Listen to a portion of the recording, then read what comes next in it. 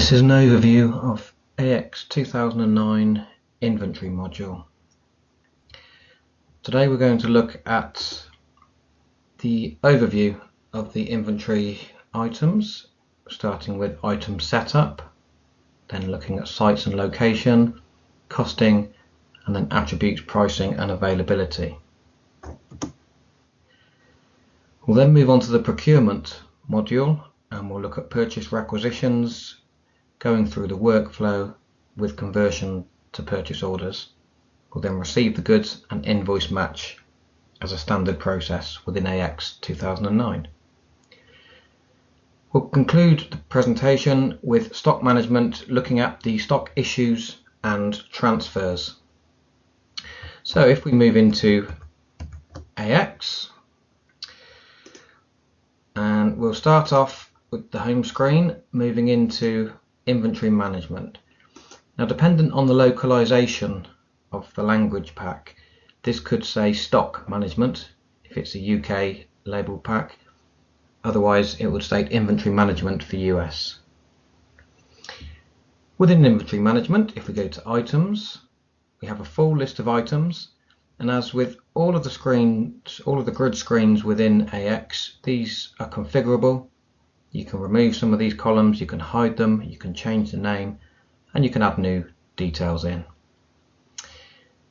If we look at this particular item, 1001, we can see and run through the attributes belonging to this item. First of all, we have the item number, then we have an item name, and then a search name. And the purpose of the search name is to shorten the search criteria for the item. As a default, when you create the item and give it an item name, the search name will automatically concatenate everything within the item name as far as it can within the allowed values. This can be overwritten and shortened. In this example, we will just call this LCD TV. So now when you're searching on the item, you can just type in LCD TV as opposed to the item name of LCD Television Model 01. Within the groups, there are some key features which we'll run through now. In the item group, these are used for posting analysis, group reporting, and retrieving sales and purchase data based on the group. It's a method of grouping together selected items. If we right click on this field and go to the main form, we'll see the list of all the groups, so every item will belong to one of these groups. There are many drivers behind the groups. If we look at sales order, when you raise a sales order for this group, for the item within the group, you have the posting for the packing slip. We'll go to 142,300 in the general ledger, which is inventory clearing, shipped uninvoiced. This can be changed to any general ledger code, of course. This example given, the offset going to 130,300, which is the accounts receivable clearing. The reason the postings are set against the group is it allows quicker setup. Rather than putting it against an individual item, many items belong to one group, and you would define the postings this way. The same within your purchase ordering, your packing slip and offset packing slip have general ledger codes posted against the group. And the packing slip, as we'll look at shortly, is the first financial posting against the item within a purchase order. When you invoice, these are the codes that will be invoiced to item receipt, and if discounts are used, they will post to 403300. Within inventory itself, when items are receipted and issued, they go to separate general ledger codes in this example, but of course they can go to the same code. We also have the inter-unit payable and receivable for intercompany trading. Within the posting, we can go further and we can separate the groups and separate by account codes. So we could state in this example, for the packing slip, within a purchase order packing slip, all items would post to 142,100. However, we can add a new line and we can say all items within the group of television and they relate to account code, wind televisions, they may go to a different code.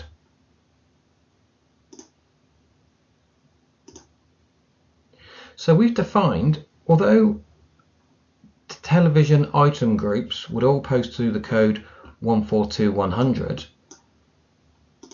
this would be the case unless they were supplied by this supplier 1002, in which case they would post to 142300. So when we state that these are used for posting analysis, this is where you set all of your posting details. Back in the overview screen, you also have production. If production is used for picking lists and finishing picking lists, this can be analysed as well. The next section is the inventory model group. If we go to the main table form here, we can see this is the basis for your costing. If you run your system by FIFO, standard cost, weighted average, all of that information is held against the item group. The dimension group is a greater analysis of the details of the item. In this example, we have a television and we know it's an LCD television, but you could have various colours, various sizes and various configurations. So rather than having multiple items for each configuration, we can split it. At the top, we can state the dimension group is CSFW, colour, size and configuration, warehouse and location. On the next line, for each of these combinations, you can state whether the size and colour are active, whether configuration is active, whether it's mandatory, if it's used for primary stocking, and can you allow a blank receipt. Down the bottom, you can see the site and warehouse are active, and this is for the individual item. If the colour and size are chosen and the warehouse, you can then select whether these items for site analysis, warehouse analysis, batch number, location, pallet ID can also be used. These are mandatory fields when you're entering a purchase order.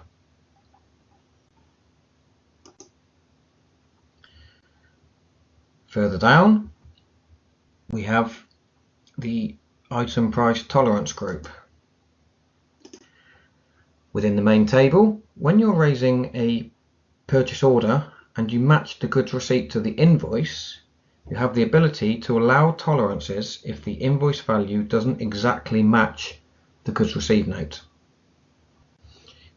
Set up are two examples: 0%, meaning there is no allowance for any differences, or 2%, which means if the values between the GRN and the invoice is within 2%, then it can pass without the requirement for authorization. If it goes outside of 2%, it can only post with authorization by the relevant approvers. So within the item setup, you also have options on the right hand side. First of all, we can look at transactions, and this will give you a list and history of transactions of this particular item. If you highlight a line, you can see the reference. This has come from a sales order and the end item has come from a purchase order. You have the opportunity then to dig out further the inventory within the physical voucher or the financial voucher, or on-hand transactions. You can also put a trace to see the point of origin for this item. You can also look at the physical and financial voucher from an accounting perspective. You also have an on-hand value to give you an instant snapshot of the stock on hand for the configurations and the sizes. This is a full analysis of the various configuration and sizes and colours available against this item, and for each one you can see the physical inventory, anything reserved, the available physical inventory, which takes into account anything reserved, and then anything already on order to give you a total availability if you're raising a purchase order. You have additional items such as intercompany on hand. If you're purchasing the items from a particular legal entity but it isn't available, you can see if it's available in any other company. You can also see the count history being the inventory count at month end.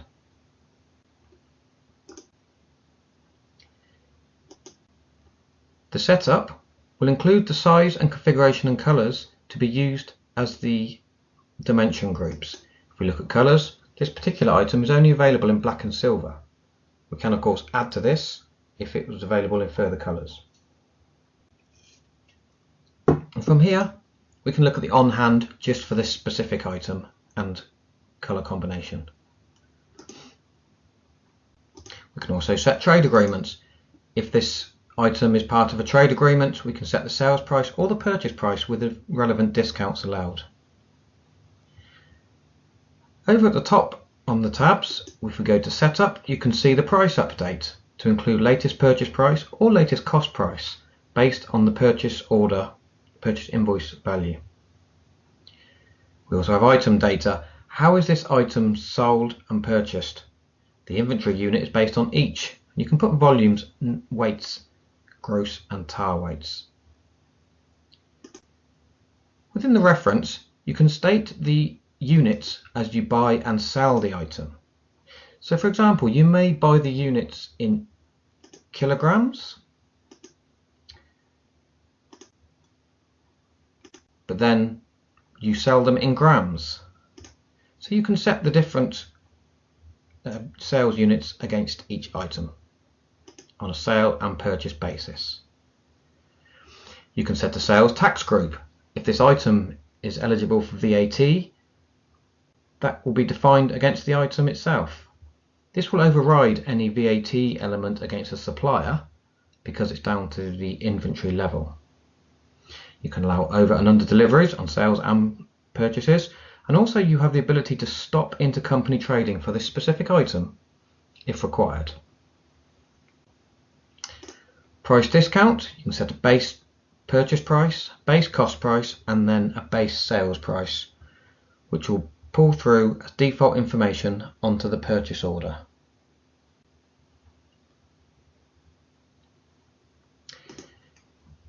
In the Dimensions tab, this is where you assign the financial dimension against the item. Therefore, if you're doing financial analysis transaction reporting, any dimension set against this item will pull through for the duration of the life cycle of this item. If you purchase it, when you first post the goods received notes and make the first financial postings, then you match the invoice and then you sell it.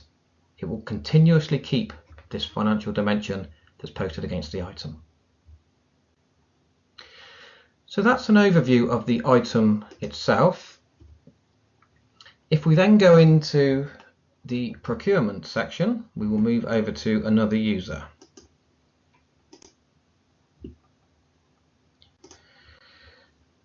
So here we have, in accounts payable, we have purchase requisitions. We will create a new requisition and we're going to purchase a DVD player.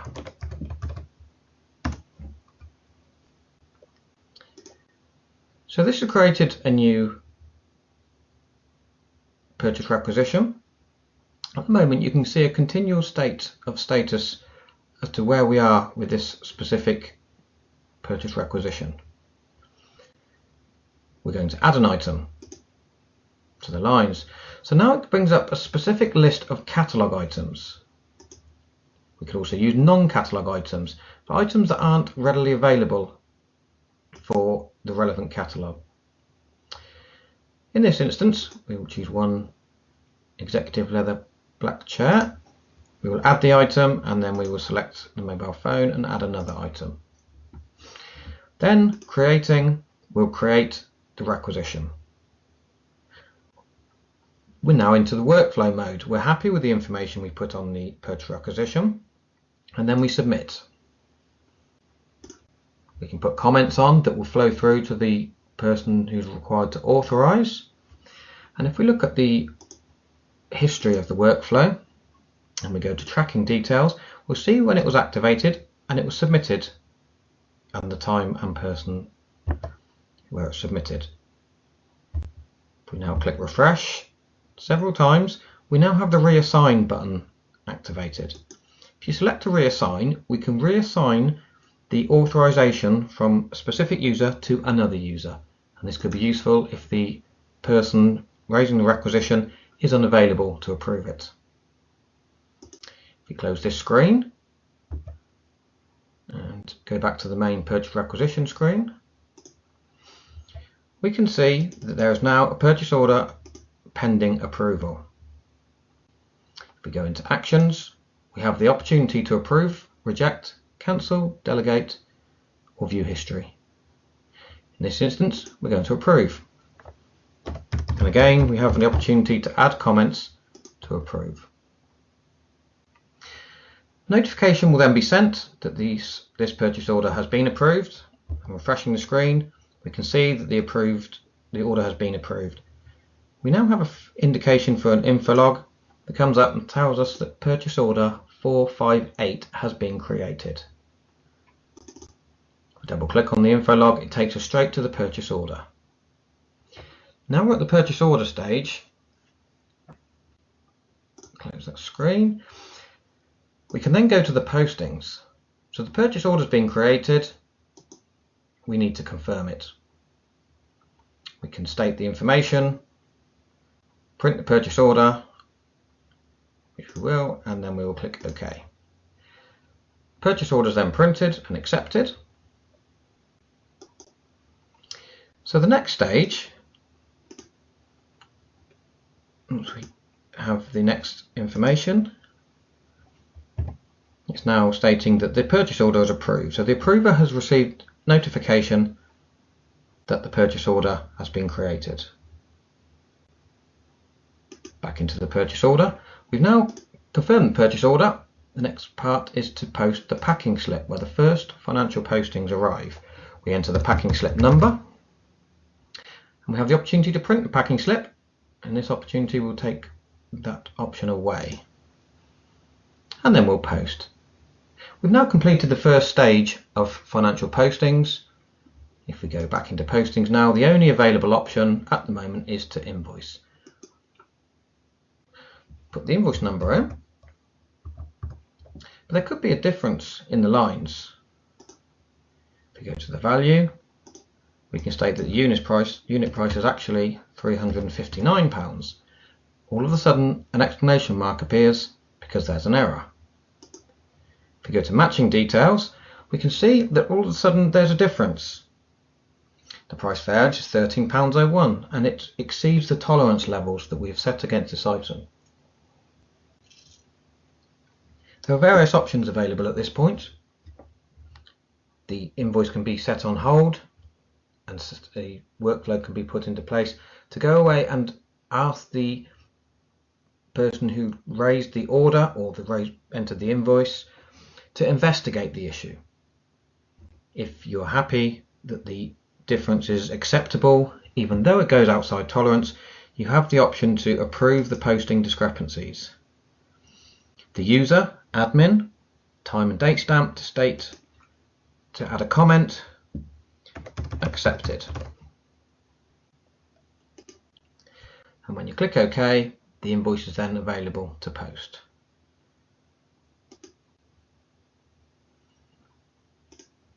We'll set this invoice to print, which then can be then filed away with the physical invoice from the supplier. So that's the workflow for the purchase requisition, approval, good receive note, and then match to the purchase invoice. Just to finish off, we will look at inventory and the transfers.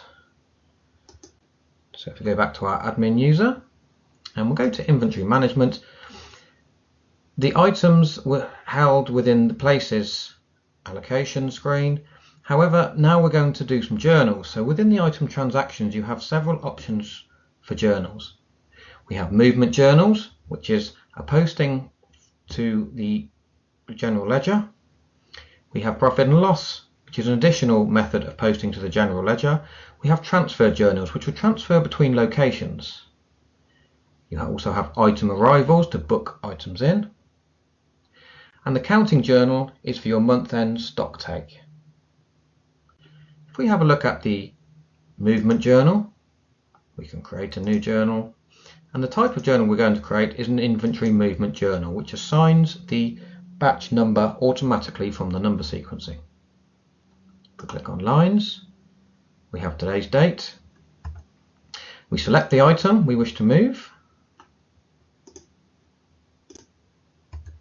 The configuration size and colour is not a mandatory field against this item, but the site and warehouse are.